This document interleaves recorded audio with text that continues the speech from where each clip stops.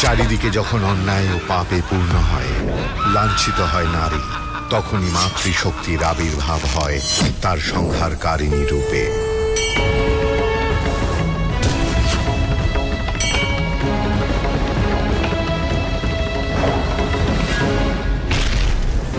অসুরদের এই পরাজয়ে এবার যুদ্ধক্ষেত্রে হাজির হয় অসুররাজ।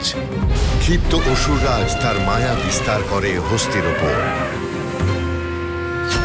বিশ্বরূপিণী বিশ্বেশে প্রসীদত্বং সনাতনী।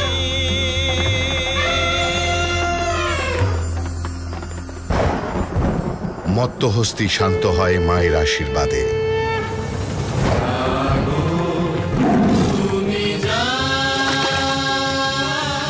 মহালয়ার পুণ্য লগ্নে দেখুন জাগো মা জাগো দুর্গা, 21শে সেপ্টেম্বর ভোর 5টায় জি বাংলায়।